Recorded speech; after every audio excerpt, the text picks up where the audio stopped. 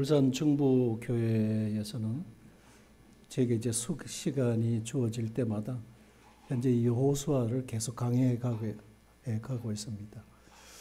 지금은 한 21강 정도 가고 있는데요.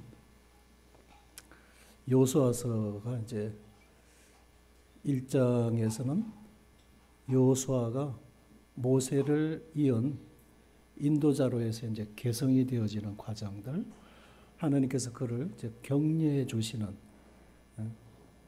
말씀들로 이제 구성이 되어져 있습니다. 그러면서 이제 1장에서부터 6장까지로 이제 일단락을 해서 이제 가나안 정복을 위한 준비 단계 과정들이 있습니다. 오늘은 이제 이 시간은 2장을 보시겠습니다. 여호수아서 2장.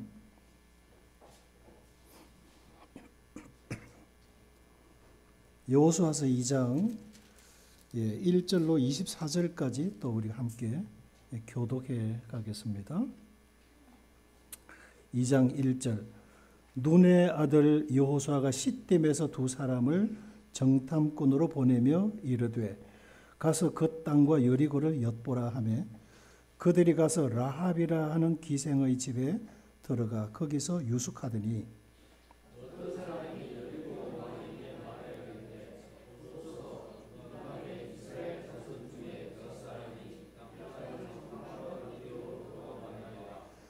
여리고 왕이 라합에게 사람을 보내어 이르되 내게로 와서 내 집에 들어간 그 사람들을 끌어내라. 그들은 이 땅을 정탐하러 왔느니라.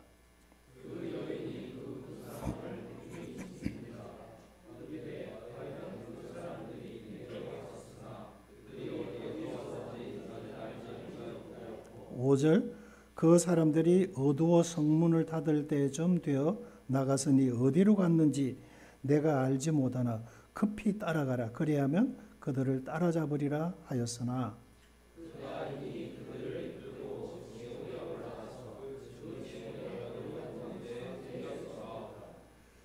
그 사람들은 요단 나루트까지 그들을 쫓아갔고 그들을 뒤쫓는 자들이 나가자 곧 성문을 닫았더라.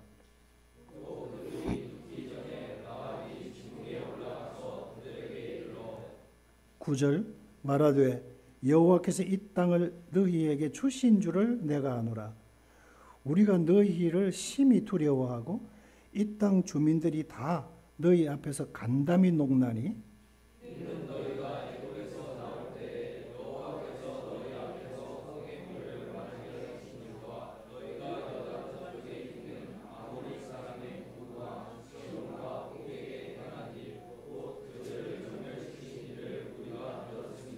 우리가 듣자 곧 마음이 녹았고 너희로 말미암아 사람이 정신을 잃었나니 너희 하나님 여호와는 위로는 하늘에서도 아래로는 땅에서도 하나님이시라.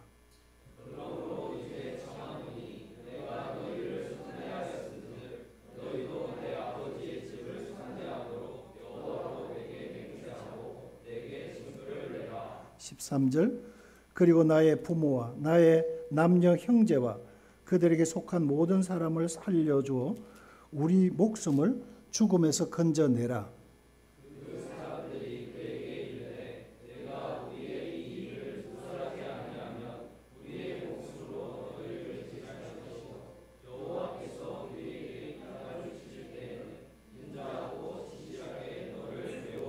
(15절) 라합이 그들을 창문에서 줄로 달아내리니 그의 집이 성벽 위에 있으므로 그가 성벽 위에 거주하였습니다.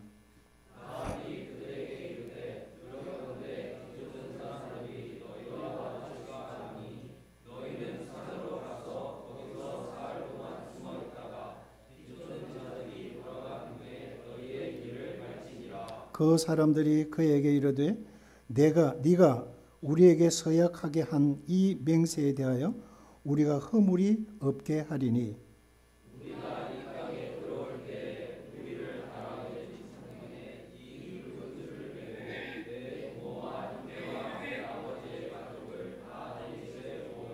누구든지 내 집 문을 나가서 거리로 가면 그의 피가 그의 머리로 돌아갈 것이요 우리는 허물이 없으리라. 그러나 누구든지 너와 함께 집에 있는 자에게 손을 대면 그의 피는 우리의 머리로 돌아오려니와.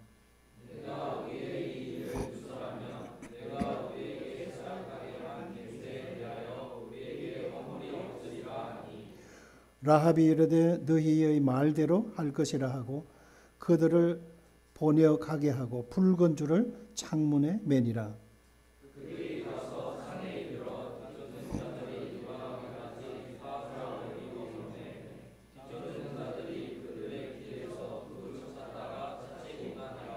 그 두 사람이 돌이켜 산에서 내려와 강을 건너 눈의 아들 여호수아에게 나아가서 그들이 겪은 모든 일을 고하고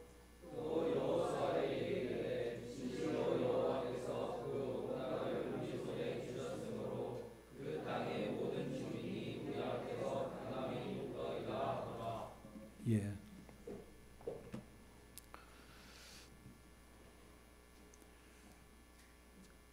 두 번째 시간의 주제는 가나안 땅 정복을 위한 준비입니다. 그래서 가나안 땅은 하나님을 향한 하나님의 그 약속의 땅이고 이스라엘 민족적 소망의 땅입니다. 그러나 그 땅은 그냥 들어가서 접수하는 땅이 아니었습니다. 싸워서 쟁취해야 되는 땅이라는 거죠. 예. 싸워서 쟁취해야 될 땅이다. 예. 이 기독교 양대 산맥이 있는데 세대주의적 관점에서 보는 기독교관이 있고 언약주의적 관점에서 보는 언약주의 관점이 있습니다.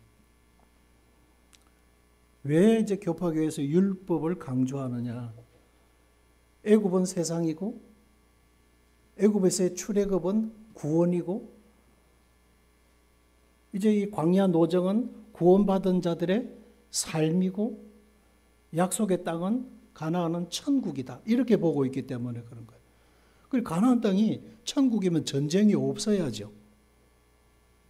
전쟁에서 전쟁을 치루어서 싸워야 되고 이겨서 쟁취해야 될 땅인 거예요. 그래서 왜 율법을 지켜라고 강조하느냐? 이스라엘 백성들이 애굽에서 구원받은 이후에 시내산에서 율법을 받았기 때문이다. 그렇게 하는 거예요. 대체주의 신학이 뭐냐면 이스라엘의 약속은 이제 없어졌다. 왜? 메시아를 그들이 죽였지 않느냐? 그래 그들은 하나님으로부터 저주를 받아야 된다. 그 민족에게 약속이 되어져 있는 축복은 누가 받느냐? 교회가 대신 받는다. 이것이 대체신학인 거예요. 이스라엘과 교회가 대치되어졌다. 이거예요. 그래서 한동안 한국의 기독교계 안에는 이스라엘에 대한 약속이 전혀 설교에 언급이 안 되었습니다. 그러나 이스라엘은 부상하고 있죠. 1948년 5월 14일 독립 이후에 그 땅은 지금도 건재하고 있고 지금도 이스라엘과 하마스 전쟁이 치루어지고 있죠. 그 땅은 전쟁의 땅이에요. 우리가 이 땅에서 영적인 전쟁을 치르며 우리 자신과의 싸움, 세상과의 싸움, 사단과의 싸움, 구원받은 이후에 사실상은 영적인 전쟁이 벌어지고 있는 것이죠.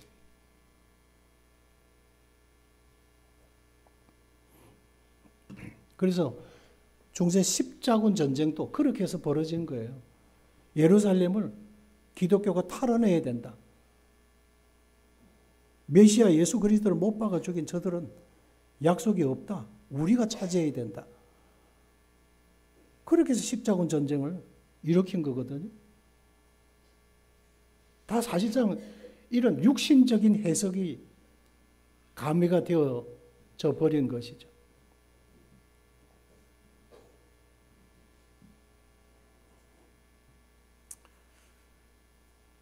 첫째 시간 다시 한번 우리가 상기를 하면 하나님께서 여호사를 격려하셨습니다. 강하고 담대하라고요. 이제 말씀에 순종하는 데 있어서 또 우리가 강하고 담대해야 된다. 그래야 이거는 이 전쟁은 우리의 전쟁이 아니고 하나님의 전쟁이거든요. 이스라엘은 하나님의 대리자예요. 창세기 15장에 아모리 족속의 죄악이 아직 관영하지 않았다. 아브라함이 75세의 혈혈단신으로 자식 없이 하나님 약속하신 땅에 왔지만 은 10년의 세월이 지나면서도 그 약속이 이행의 기미가 보이질 않는 거예요. 그가 마음에 두려움이 왔습니다. 점점 살아도 노쇠하고 자기도 이제 점점 한 해 한 해가 다르거든요.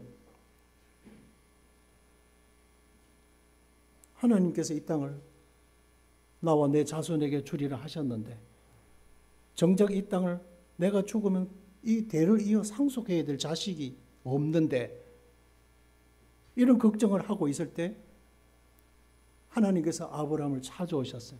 아브라함아, 나는 너의 상급이니라. 하나님, 제게 어떤 축복을 더 주실랍니까? 주신들 무슨 의미가 있습니까? 그 축복을 대를 이을 손이 없지 않습니까? 이거거든요. 그래서 차라리 제 종인 다메섹 사람 이 엘리에셀, 자기 종이에요. 다메섹 엘리에셀에게나 축복하소서. 그랬어요. 그래서 이리 나와봐라. 하나님 밖으로 부르셨어요. 밤하늘에 저 무수한 별들을 한번 헤아려 봐라.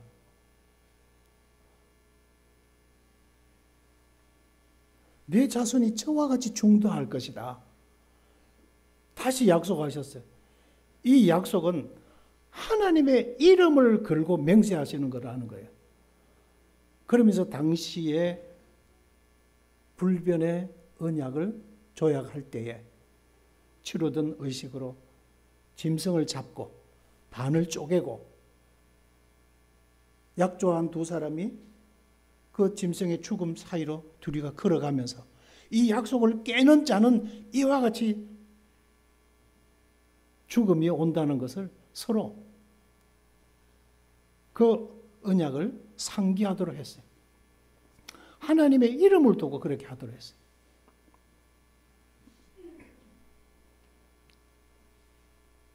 내 자손이 저 하늘의 별과 같이 저렇게 중도할 것이다. 그러나 이방이 객이 될 것이다. 그 이방 왕이 400년 동안 너희들을 구려할 것이다. 그 기간에 너희 자손들이 중다해질 것이다. 왜? 아직 아모리 그 땅에 가나안 땅에 살고 있는 원주민인 아모리 족속의 죄악이 아직 관영하지 않았기 때문이다.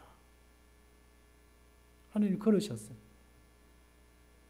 그래서 이 약속은 아브라함으로부터 이삭으로부터 야곱으로부터 야곱의 아들 12아들을 그 대가 창세기 49장에 가면 그 대가 이루어지고 요셉이 애굽에서 입관하였더라. 태초에 하나님이 천지를 창조하시니라로 시작해서 애굽에서 입관하였더라로 끝나는 것이 창세기입니다. 그러나 형들이 두려워했죠. 아버지도 돌아가시고 이제 요셉이 실권을 쥐고 우리에게 보복할지도 몰라. 그런 두려움을 가지고 있을 때 두려워하지 마소서. 하나님의 뜻을 이루어 가실 겁니다. 단 약속대로 그 약속의 땅에 우리가 들어갈 것입니다. 그때 제 뼈를 애굽에서 이장해서 약속의 선영에 묻어 주시옵소서. 그 나중에 출애굽기 15장에 가서 모세 때 요셉의 뼈를 이장하는 것을 나옵니다. 이렇게 하나님은 하나님의 뜻을 형통하게 이루어 가신 하나님이세요. 말씀에 순종할 때 그랬다는 것이었습니다. 그래서 강하고 담대하라 하는 것이었습니다.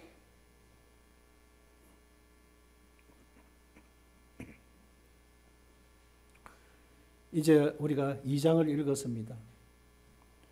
정탐꾼을 보내며 그 땅 여리고를 엿보라 하는 것이었습니다. 정탐꾼의 파견, 그건 하나님의 뜻이었을까요?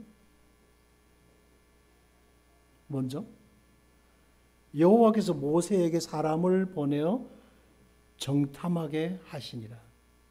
민수기서에서 이 가데스 바네아에서의 사건입니다. 하나님은 뭐라고 말씀하셨냐면 올라가서 취하라 그러셨어요. 그래 미리 먼저 선발대가 가서 길을 확인하고 어느 촌락에는 어느 정도 부족들이 주둔해 살고 그 길을 피해서 편안한 길로 어떻게 가야 될지 우리로 알게 하소서. 뭔가 우리가 그 땅에 대한 정보와 그 땅에 대한 상식, 이해가 있어야 우리가 편안하게 진주에 들어가지 않겠습니까? 원했어요. 그렇기 때문에 사실상은 하나님께서 명하신 것이 아니고 그들이 원했기 때문에 하나님이 허용해 주신 것이었어요. 하나님은 올라가서 차지하라고 하신 것이었어요. 너희 하나님 여호와께서 이 땅을 너희 앞에 두셨은즉 너희 열째 하나님 여호와께서 너희에게 이르신 대로 올라가서 얻으라. 두려워 말라. 주저하지 말라. 한즉 너희가 다 내 앞으로 나와 말하기를 우리가 사람을 우리 앞서 보내어 우리를 위하여 그 땅을 정탐하고 어느 길로 올라가야 할 것과 어느 성읍으로 어떻게 들어가야 할 것을 우리에게 회복해 하자 하기에 그들이 요구한 것이었고 하나님께서는 최선을 선택하지 못할 때 차선책을 허락하시는 것이었습니다. 믿음은 최선을 원하는 거예요. 우리는 우리의 믿음 없음을 합리화시키기 위해서 차선책을 자꾸 원해요. 그냥 올라갔으면 10명의 정탐꾼들이 그 땅을 악평할 리가 없었죠. 그죠? 그냥 올라갔어요. 그러면 하나님께서 그때마다 어디로 가라, 미리 어떻게 대비해서 어떻게 전쟁에 질 준비를 해라, 저들을 치기 위해서는 이렇게 하라, 다 지시해 주셨을 텐데 그것을 마다한 것입니다. 우리는 우리에게 차선책을 우리는 선택할 때가 많다고 하는 것입니다. 우리는 하나님이 하시는 일을 보고도 모를 때가 있다. 여호수아도 그곳에서 무슨 일이 일어날지 몰랐을 것이다. 40년 전에 둘러보고 온 것이 여호수아가 가지고 있는 그 땅에 대한 정보였습니다. 정탐자들도 임무 수행이 목적의 전부였습니다. 그래서 감추어진 일은 우리 하나님 여호와께 속하였거니와 나타난 일은 영원히 우리와 우리 자손에게 속하였나니. 이 감추어진 일, 하나님께서 아직 드러내지 아니하신 일, 오직 믿음으로 발을 내디딜 때만 하고 이거였구나라고 우리는 볼 수 있는 거예요.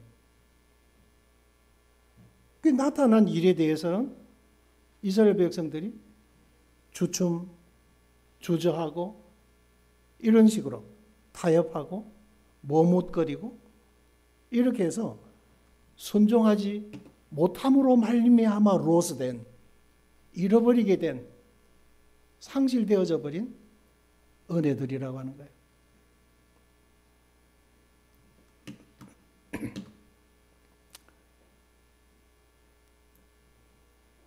예수님께서 이 갈릴리와 예루살렘의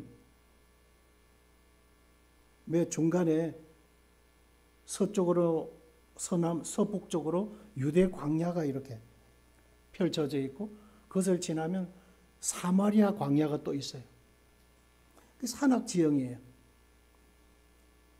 그래 편하게 예루살렘에서 갈릴리로 이동하는 그 통로는 요단 강변에 나와 있는 그냥 편안하게 완만하게 올라가는 이 이스라엘 땅의 지형이 동고서저형이에요. 이 동쪽에는 아주 산악 지형입니다. 서쪽 지중해 쪽으로 갈수록 완만하게 되어져 있는데 이 깎아지른 듯 내리막길 그 아래쪽에 요르단 강이 흐르고 있고 요르단 강변으로 해서 북쪽으로 이동하는 길이 있어요. 대부분 그 길을 오갔습니다. 그런데 굳이 예수님께서 유대 광야 거친 길을 통해서 더 거친 사마리아 땅을 향해서 사마리아 산지를 지나서 사마리아 수가라는 성으로 갔어요. 좋은 길을 두고 왜 어려운 길을 굳이 이렇게 선택하실까? 이렇게 제자들이 예수님 왜 굳이 이런 위험한 길을 선택하여 가실까를 이해를 못했어요. 도착했을 때 다들 혼곤해졌어요. 새벽에 출발했을 때인데 벌써 그때가 12시나 되어진 거예요. 그 행로로 인하여 고나하여 예수님도 육신을 가지셨기 때문에 야고보의 우물가에 그냥 펄썩 주저앉으셨다는 거예요. 제자들도 시장했죠. 그래서 수가성에 뭔가 사러 갔어요. 그리고 그 시간대 그 정오 12시부터 2, 3시 사이 한참 더울 그 시간에 물동이를 머리에 이고 수가성의 한 여인이 그 야곱의 우물가에 물을 길러 나오는 거예요. 다들 쉬어야 될 오침 시간에 한 여인이 그렇게 물을 길러 나오는 거예요. 하나님께서 그 여인을 그렇게 이끌어내신 거예요. 그리고 예수님을 만나게 하신 거죠. 예수님은 그 여인에게 물을 요구했어요. 그때 여인이 보아하니 행세가 유대인인데 사마리아인 여자인 나에게 물을 요구합니까? 이렇게 말하면 유대인과 사마리아인이 서로 상종치 아니함이라. 유대인과 사마리아인은 보이지 아니하는 무언가가 있었다는 거예요. 역사적으로는 BC 722년 아수르 제국에 의해서 에살라돈이나 살만에셀에 의해서 사마리아가 점령을 당할 때에 그 북이스라엘이잖아요. 그런데 하나님 말씀을 버렸어요. 우상을 세우고 이 르호보암은 다윗의 후손이고 여로보암은 솔로몬의 신하였죠. 그래 10지파를 찢어서 나간 거예요. 반역자예요. 그런데 이스라엘 사람들은 적어도 1년에 3번은 예루살렘에 와서 하나님 앞에 예배를 드리러 와야 되었습니다. 그러면 1년에 적어도 3번은 내 왕을 하다 보면 마음이 점점 유다 쪽으로 르호보암 왕 쪽으로 마음이 빼앗길까 봐 우상을 세워놓고 애굽에서 우리를 인도해낸 여호와다 하면서 송아지 우상을 만드는 거예요. 하나님의 말씀을 버리고 거기에 대한 혹독한 대가로 악명 높은 아수리아 제국에 의해서 북방 이스라엘이 잔인하게 짓밟히는 거예요. 아주 그들의 종교성을 말살하고 아주 민족성을 말살시키는 정책을 썼어요. 그래서 사마리아 땅에 있는 젊은이들을 붙들어다가 그들이 점령한 다른 데에다가 이주시켜버리고 그들이 점령한 다른 국가의 사람들을 사마리아로 끌어와서 여기에서 그냥 뒤섞여 살면서 혼혈이 되게 한 겁니다. 그러니까 유대는 단일 민족이에요. 바벨론에 의해서 606년에 597년, 568년 3차 침략을 받으면서 바벨론으로 다 포로로 붙들려 갔지만 그들은 두루마리를 가슴에 안고 갔어요. 70년이 맞춰지자 오롯이 예루살렘으로 다시 돌아왔어요. 그러나 사마리아는 하나님 말씀을 저버렸어요. 우상을 섬겼어요. 이민족이 들어와서 다들 피가 섞여버렸어요. 그래서 유대인은 사마리아인은 상종할 수가 없었습니다. 그런 어떤 민족적, 정치적, 종교적 이런 갈등이 있었어요. 그래서 보아하니 당신 유대인인데 사마리아 그것도 여자인 나에게 물을 구걸합니까? 이렇게 말한 거죠. 그래서 예수님이 내게 물을 좀 달라 하는 이가 누군 줄 알았더라면 네가 도리어 내게 물을 구했을 것이다. 아니 야곱 외모를 딱 점령하고 나더러 물을 좀 길어가도 될까요? 뭐 허락받으라는 말이냐고 뭐 이렇게 반문을 하지요. 그래 이 물을 먹는 자마다 다시 목마르지만 내가 주는 물을 먹는 자는 영생하도록 솟아나는 샘물이 되리라 그랬어요. 그런 물이 있으면 내게 달라고 그랬어요.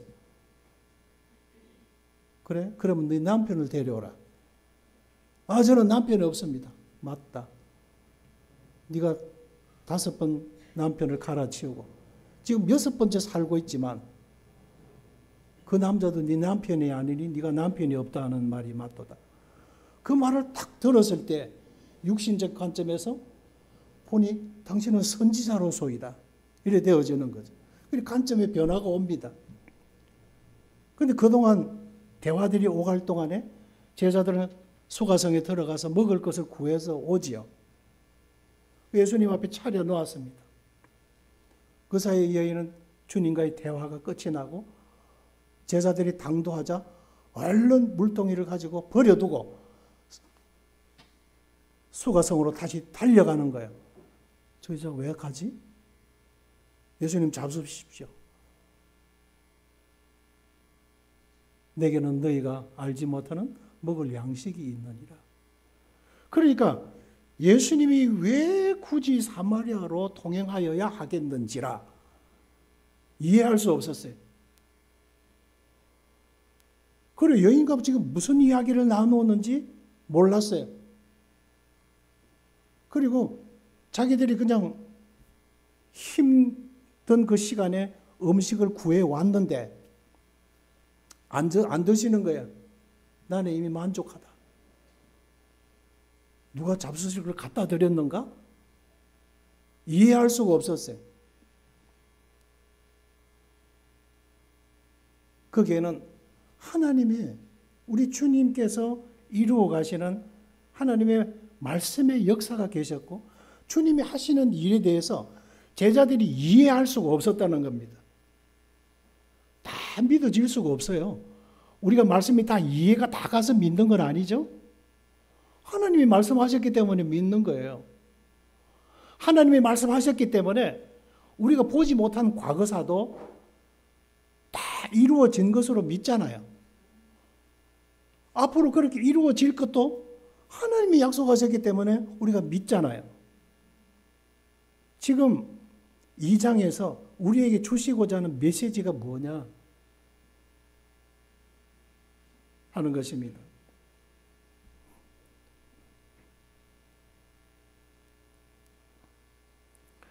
라합의 집에서 유숙한 정탐꾼,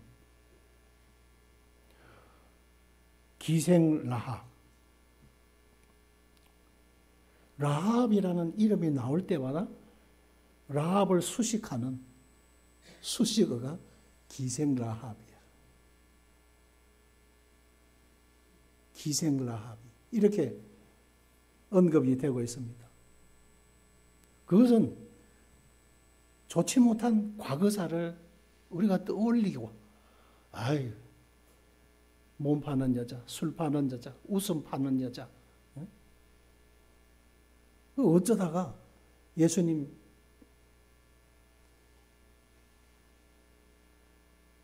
할머니가 되어주고, 우리가 이 라합에 대해서 그의 삶과 그의 인격을 비하하기 위해서 주님이 이렇게 기생 라합이라고 언급하지 않다는 것입니다. 여기에 담겨져 있는 하나님의 은혜를 우리가 보면 그러한 여인도 입은 것이 하나님의 사랑이고 그러한 여인도 받아주신 분이 하나님이시라는 거예요.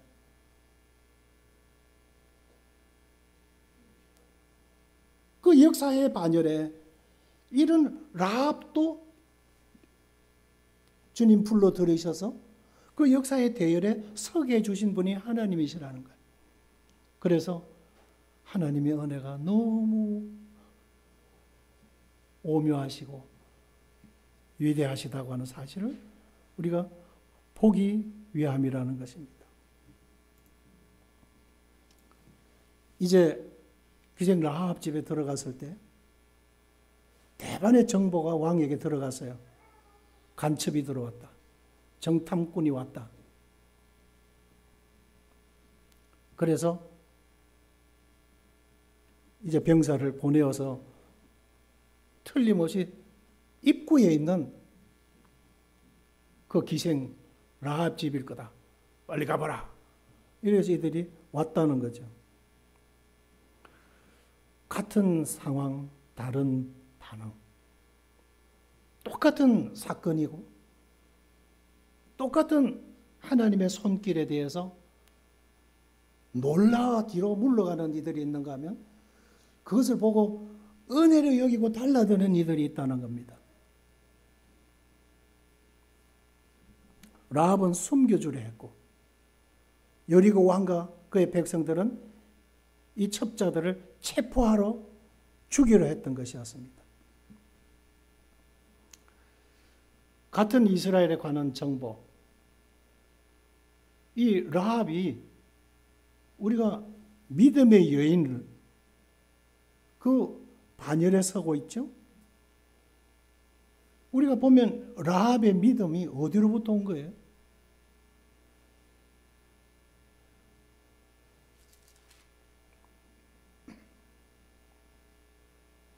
구절 이하에 다시 보시면 말하되 여호와께서 이 땅을 너희에게 주신 줄 내가 아노라. 우리가 너희를 심히 두려워하고 이 땅 주민들이 다 너희 앞에서 간담이 녹나니 이는 너희가 애굽에서 나올 때에 여호와께서 너희 앞에서 홍해의 물을 마르게 하신 일과 너희가 요단 저쪽에는 아모리 사람 두 왕 시온과 옥에게 행한 일, 또 그들을 전멸시킨 일을 우리가 들었습니다. 우리가 듣자 곧 우리 마음이 녹아버렸다. 정신을 잃어버렸다. 너희 하나님 여호와는 위로는 하늘에서도 땅에서는 하나님이시다. 이 믿음이, 이 라합이 가지고 있는 이 고백이 어디로부터 온 거예요? 그가 이스라엘 민족과 함께 동행하면서 본 것입니까? 어디로부터 온 믿음이에요? 예. 듣고 생긴 믿음이죠. 그죠? 지금 이 여인이 가지고 있는 이 믿음은 이스라엘 백성들 중에서도 이만한 믿음이 없는 거예요. 하나님이 뭘 보고 이런 여인을 받으셨겠어요? 이런 기생인데, 인간적으로 사실상 말종인데, 남자들이 그런 여인 술 마시면서 그냥 옆에 끼고 있을지는 몰라도 아내로 감히 생각도 할 수 없었죠. 이 정탐꾼 중에 한 사람으로 여겨지는 이 사람과 결혼을 하게 되고 그가 보아스를 낳게 되고 이런 역사가 이루어지는 거예요. 그런 여인을 아내로 맞이한 이 사람도, 정탐꾼 중에 한 사람도 대단한 믿음이죠. 은혜가 아니고서는 이해가 안 되고, 은혜가 안 되고서는 이 말씀들이 풀어질 수가 없는 거죠. 여리고 왕과 그의 백성들이 의지하는 믿음이 뭡니까? 그들이 가지고 있는 이 난공불락의 성체, 여리고 도성. 뭐 이 시간에는 실제 사진, 제가 거의 2번을 다녀왔거든요. 그 사진이라든지 역사적인 고정이라든지 이 라합이 거주할 것으로 추정되어지는 이 전체 여리고 도성이 기초적으로 허물어졌더라. 원어상에는 그렇게 나와요. 나중에 허물어질 때 기초적으로 허물어졌더라. 그래 되어 있는데 거의 다 앞으로 다 바깥쪽으로 자빠져 버렸는데 어느 한 구간, 짧은 한 구간에는 온전히 성체가 그대로 보존되어져 있다는 거예요. 역사학자들이. 거기다 지금 뭐 똑똑한 거 챗 같은 데 찾아보면 다 나와요. 하나님의 은혜가 아닐 수가 없어요. 그런데 이 여리고 성체의 견고함, 그들이 자부할 만하죠. 이렇게 대충 둘러보니 앞에 그냥 뭐 무슨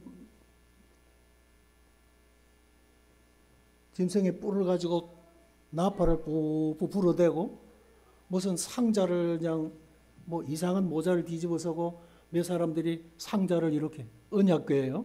그를 메고 가고 있고 그들이 가지은 무기라야 변변찮고 그 뭐 군사학원 줄줄 따라온 사람들 보면 그냥 변변찮은 사람들인데 그런데 두려운 거예요. 성문을 열고 그들을 진격할 수가 없어요. 그들이 오금이 질린 거죠. 그냥 숨어서 관망만 하는 거예요. 한 바퀴 돌더니 휙 가버렸어요. 그 다음 날 오더니 또 한 바퀴 돌고는 휙 가버렸어요. 저게 뭐야 도대체? 무슨 전략이야? 저들 무슨 전술을 가지고 있지? 아니 저들이 시온과 옥, 요단 그 강성한 나라를 격파했다고? 믿기지 않는 오합지졸들이에요. 광야 노중에 그냥 길을 걷기 바쁘고 그들이 먹은 것이라야 만나 주워 먹었잖아. 40년 동안 만나 주워 먹고 사는 사람들이에요. 그들이 뭐 광야 노중에 오면서 군사훈련을 했겠어요? 뭐 제시훈련을 제대로 했겠어요? 그들이 무슨 총검술을 익히고 배울 무슨 어떤 그런 훈련장이 있었나요? 아무것도 아니었어요. 400년 동안 종살이 하던 사람들, 광야 노중에 태어난 사람들, 그들이 가진 무기가 변변찮아요. 그런데 그들을 대하기는 두려움이 있고 오금이 졸리고 감히 성문을 열고 그들을 격파하러 나갈 용기가 나지 않았어요. 하나님이 그렇게 하신 거예요. 뒷장에도 나옵니다만 7 부족들이 그냥 눈이 벌겋게 해서 긴장해서 그들을 계속 주시하고 있는 그곳에서 하나님이 또 할례까지 행해라 그러네. 3일 동안 군사들, 남자들 꼼짝 못 하잖아. 이건 완전 실패예요, 전략적으로. 이상한 전쟁, 이상한 전술, 전략을 하나님이 명하시는데도 어떻게 승리하고 이길 수 있느냐? 말씀에 대한 순종이었던 거죠.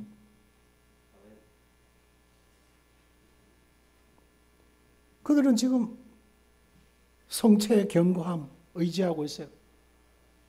그리고 지금 그 시기가 우기라고 되어져 있어요. 그러면 요단 강의 강폭이 엄청 넓어진 거예요. 수위도 막 엄청 높아져 있고, 하필이면 하나님께서 제일 불리할 때 이 백성들을 이끌고 시딤이라는 곳에 오게 하신 거예요. 그곳에 머물면서 3일 동안 지금 바라본 거예요. 위로 봐도 강물, 아래로 봐도 강물. 저 땅에 약속의 땅에 있지만 여기서 그까지 건너가려면 강폭이 얼마나 넓은지, 저 중심에는 수심이 얼마나 깊을지, 두려움의 강이 그들 앞에 가로막고 있어요. 3일 동안 아무리 궁리하고 생각해도 뭐 건너갈 그룹배 하나 없어요. 그래서 저들은 인간의 여러 가지 나름대로 전략과 전술, 꾀, 술수, 권모 다 부질없다. 다 내려놓고 오직 위로만 바라보고 기도할 따름이었어요. 하나님이 그렇게 하신 거예요.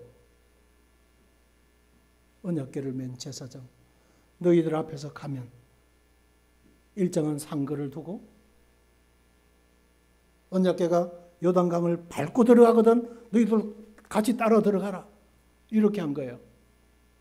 명령은 그런 내려진 명령의 하달은 그것밖에 없어요. 근데 지금 여리고 왕과 그의 백성들이 여리고 도성의 이 철옹성, 감히 누가 기어 오를 수 있느냐? 그리고는 지금 요단강이 지금 저렇게 가로막아주고 있지 않느냐? 저들이 다 방패막이에요. 이스라엘 백성이 아직 건너오질 않았어요. 건너오기 지금 직전에 있는 거죠. 건너편에. 그리고 또 한 가지는 위급하면 7 부족들 연락하면 연합을 이루어서 저들을 또 칠 수 있어요. 그들이 다 그들의 우리 될 수 있다는 겁니다.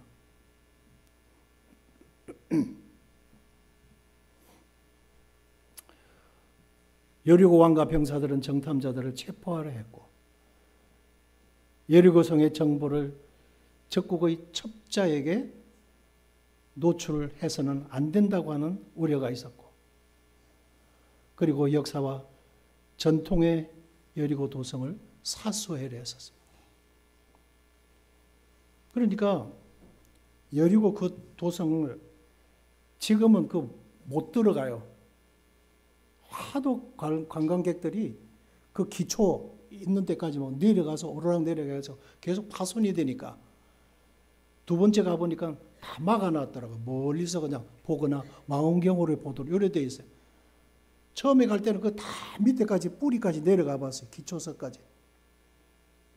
얼마나 견고한지. 그러니까 무려 4,000년의 역사를 가지고 있다는 거예요. 예수님 오시기 벌써 2,000년 전부터 있었다고 하는 거예요, 그들이.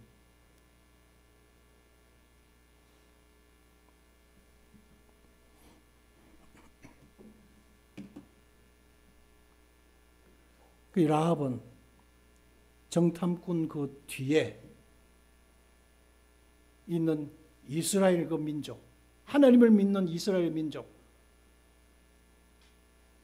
또 그들 뒤에 계시는 하나님의 도우심의 큰 능력의 손길을 라합이 보고 있는 것입니다. 대단한 믿음의 눈이었어요. 똑같은 상황, 그들이 다 똑같은 정보를 다 들었잖아요. 40년 전에 애굽을 나올 때 그 바라오 하면 나르던 새도 그냥 뚝 떨어진다 할 정도로 그 위세가 대단한 이집트 제국인데 그 왕과 그 병사들을 하나님께서 그냥 싹 수장시켜 버렸어요. 이 민족 치러 뒤따라 들어오다가 홍해에서 그냥 그들이 다 수장돼 버린 거예요. 이 민족을 치료했다가는 하나님이 그들을 치신다는 거예요. 그러니 현실적으로는 오합지졸것처럼 보여도 감히 이들을 칠 수 있는 그들의 담력이 없는 거예요. 어쩌면 성도들이 우리 하나님 말씀을 의지하고 이 말씀을 믿고 담대하게 나아갈 때 세상이 보는 우리들의 성도들이 이런 모습이 되어야 될 것입니다. 어떨 때요? 말씀 순종하고 그 순종에 정직하고 좌로 우로 좌고 우면이라는 거 요즘 정치적 용어들이 나옵니다만 기웃거리지 아니하고 말씀이 그러면 그냥 말씀 그대로 나가버리는 그러니 이런 사람들은 세상이 감당할 수가 없었다 그렇게 되어 있죠. 세상이 감당할 수 없는 사람들에게 제일 무서운 사람들이 누구냐? 아무것도 나는 잃을 게 없다. 난 빼앗길 거 아무것도 없다. 죽여라 죽이려면 이래 대드는 사람이 제일 무서운 사람이에요. 잃어버릴 것 많고 빼앗길 것가 봐 두려워하는 사람. 마귀가 제일 먼저 알고 있죠. 여호와께서 이 땅을 너희에게 주신 줄 내가 안다. 얼마나 확신에 찬 간정입니까? 그러니까 어떻게 보면 이완용보다 더하죠. 완전 매국노잖아.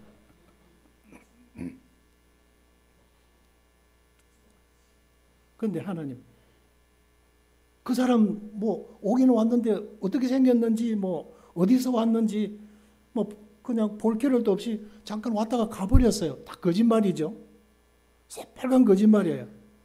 하나님은 그런 거짓말도 용납하시는가? 뭐 살기 위해서 꼼수를 선 건가? 뭐 그가 살아가기 위해서 라합이 얼마나 거짓말 많이 했겠어요. 입에 발린 말. 네? 우선 파는 이 여인이 얼마나 입에 거짓말을 많이 했겠어요. 하나님은 그런 것. 믿음 앞에서는 저희 죄와 저희 불법을 내가 다시 기억지 않겠다. 그러셨죠? 히브리서 10장 19절인가요? 17절인가요? 그 분명히 나와요.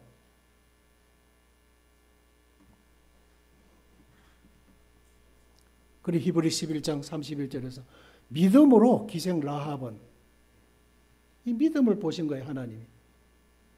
믿음으로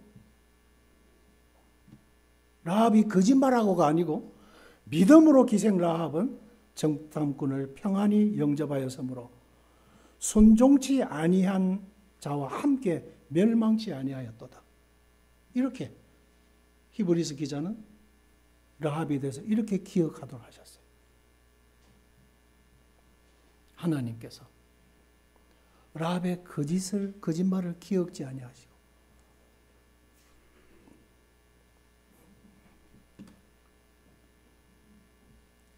라합의 믿음과 실행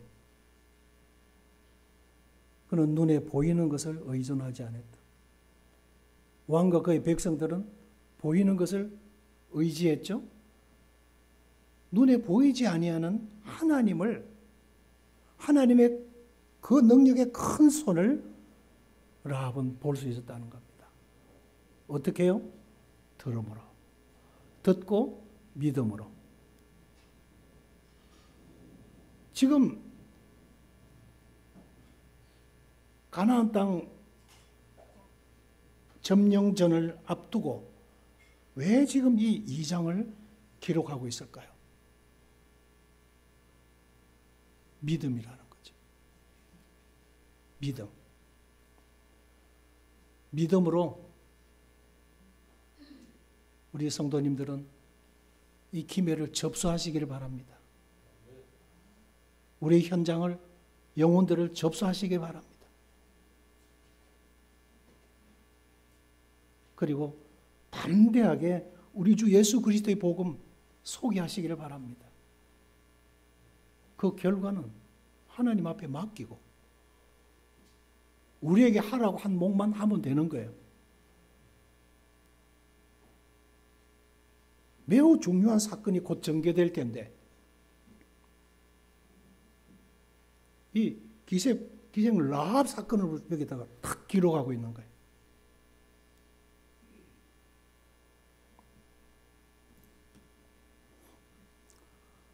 복음에는 하나님의 의가 나타나서 믿음에 이르게 하나니 기록된 바 오직 의인은 믿음으로 말미암아 살리라. 맞죠? 맞습니다. 100번 맞습니다. 현재 이스라엘의 역사를 들음으로부터 예수께서 가라사대 너는 나를 본고로 믿느냐? 보지 못하고 믿는 자들은 복되도다 하시니라. 믿음은 말하는 것들의 실상이라고 말씀했잖아요. 그죠? 보지 못하는 것들의 증거가 믿음이야. 믿음으로 행한 거야. 이렇게 말씀했잖아요. 히브리 11장 1절에 그냥 딱 먼저 소개하고 있어요. 기색 라합의 믿음과 실행. 이와 같이 기생 라합이 사자를 접대하여 다른 길로 나가게 할 때에 그가 행함으로 그냥 생각만 가지고 있었던 것이 아니죠. 바로 행동했어요. 어떤 분은 기도란 골방에 들어가 문을 닫고 무릎을 꿇고 은밀한 종에 보신 하나님 앞에 기도하는 것이 아니라 아주 역설적으로 하고 있어요. 신발끈을 내면서 하는 기도다. 그게 진정한 기도다. 아무리 기도해도 그냥 골방에 그냥 들어 앉아 있으면 그 역사가 역사될 수 없어요.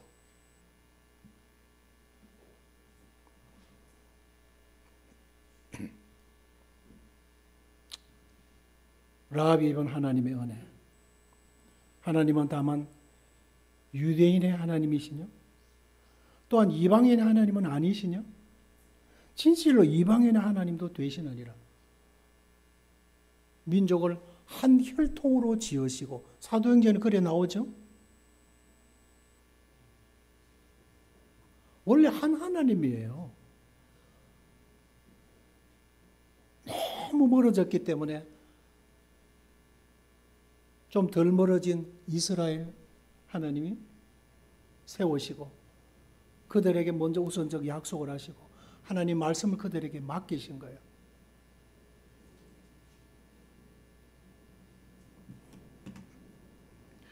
그래서 살몬은 라합에게서 보아스를 낳고, 그죠? 이 라합과 결혼한 사람이 바로 살몬이었구나. 그 첩자 중에 한 사람이 바로 이름이 살몬이었구나 하는 우리 힌트를 얻게 되죠. 보아스를 낳고 보아스는 룻에게서 오벳을 낳고 오벳은 이새를 낳고 이새는 다윗 왕을 낳으니라. 다윗은 우리아의 아내에게서 솔로몬을 낳고 바세바였죠. 다말, 라합, 룻, 우리아의 아내. 다말은 창녀 행위를 했고 라합은 창녀였고 룻은 이방 여인이었고 바세바는 간음 행위를 했고. 아니 도대체 참 하나님 좀 체면을 위해서라도 이런 여인을 좀 가려두시거나 감추어두시지. 한때는 성경을 읽으면서 좀 그런 생각도 들었어요. 하나님 말씀인데 좀 체면도 있지. 근데 하나님은 정직하신 하나님이셨어요. 하나님은 정직하신 하나님이세요. 믿음에 있어서도 정직을 보시는 하나님이세요. 사실 그대로 보여주셨고 보여주시기를 원하시는 하나님이셨어요. 라합의 요청과 정탐꾼의 약속. 그가 구원을 간청하죠. 그 정탐꾼은 진실한 약속과 표징을 약조합니다. 그리고 우리를 달아내린 창에 이 붉은 줄을 매라 그러셨어요. 요한일서 5장 믿는 자들은 자기 안에 뭐가 있다고요? 증거가 있고. 믿는 자들은 자기 안에 증거가 있고. 무슨 증표? 하나님이 심어주신 증표. 이 붉은 줄과 같은 하나님의 분명한 약조가 있다는 거예요. 내 부모 형제와 내 아비의 가족을 내 집에 다 모으라. 요소가 기생을 라합과 그의 아버지 가족과 함께 6장에 보면 다 구원받아요. 약속을 하나님은 철저히 이행하셨습니다. 그래 가나안 점령은 믿음으로만 가능하다는 것이었습니다.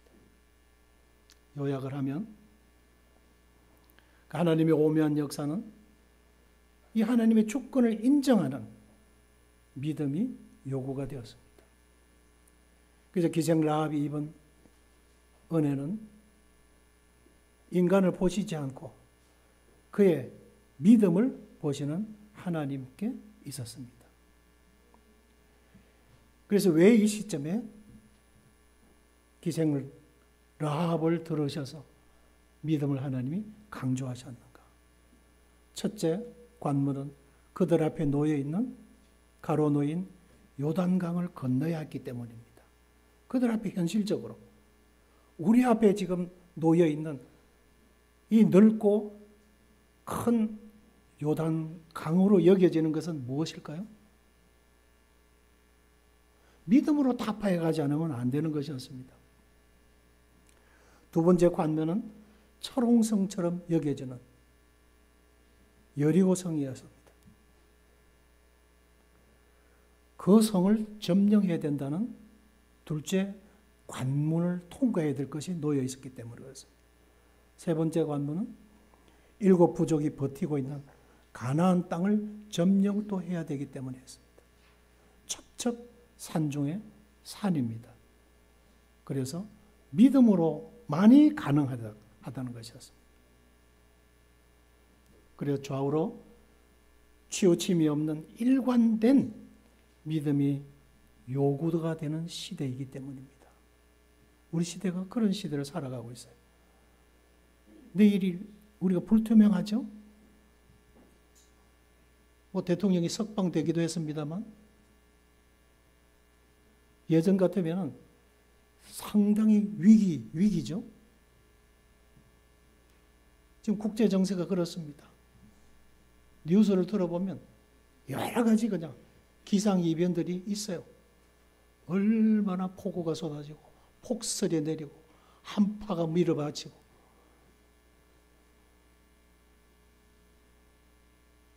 후지산이 곧 폭발한다. 백두산이 곧 폭발한다. 이 태평양 이 불고리의 화산고리들이 계속 지금 그 멘틀이 움직이고 있고 여러 가지 그냥 뉴스를 볼 때마다 우리는 불안하고 불길하고 징조들만 있을 뿐입니다. 지금 학교 선생이 학교 교사가 자기 그 학교 학생을 죽였어요. 그런데도 그저 눈 하나 깜짝 안 해요. 예전에 1960년대 두영이 사건이 있었어요. 애가 실종이 된 사건입니다. 두영이 사건. 신문에 대서특필이 되고 그냥 전 국민이 근심하고 그랬었어요. 애 하나 실종된 사건 때문에. 대구적에 뭐 개구리 뭐 소년 뭐 이래가지고 예? 그런 사건들까지도 전 국민이 그냥 귀처가 주목되고 그런데 학교 교사가 그 학교 학생을 죽였어요. 그런데 그러고는 말아요. 얼마나 사람들의 마음이 강팍해지고 이기적이고 내 자식 일이 아니고 내 친족의 일이 아니기 때문에 금세 잊어버려. 이런 강팍한 시대를 살아가고 있습니다. 주님 오셔야만 돼요.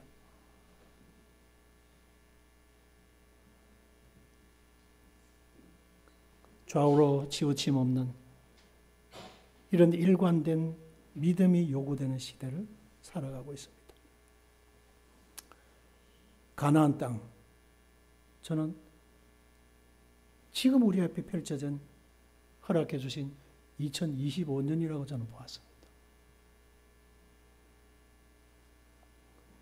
이 땅을 점령하기 위해서 세 번이나 강조하시고 강하라고 담대하라고 하신 하나님의 말씀, 그리고 여호수아 2장에서 오직 믿음, 그가 은혜를 입기 전에 그의 과거의 삶이 어떠했던 간에 하나님은 믿음만 보시겠다고 하는 것이에요. 이 시대에 오늘 여호수아 1장과 2장을 우리가 함께 살펴보면서 하나님께서 우리에게 지금 요구하시는, 지금 이 2025년 또 현재를 살아가고 있는 이 시대에 하나님이 바라시고 요구하시는 것이, 우리에게 원하시는 것이 무엇인가 하는 관점에서 여호수아서 1, 2장 말씀 함께 상고해 보았습니다. 성도님들에게 축복이 되시기를 바라고, 또 이 말씀이 성도님들의 이 올 한 해 내내 우리 안에서 역사해 주시는, 살아서 운동력 일어나시는 역사 되시는 말씀이 되시기를 축원하면서 시간을 마치겠습니다. 수고하셨습니다. 감사합니다.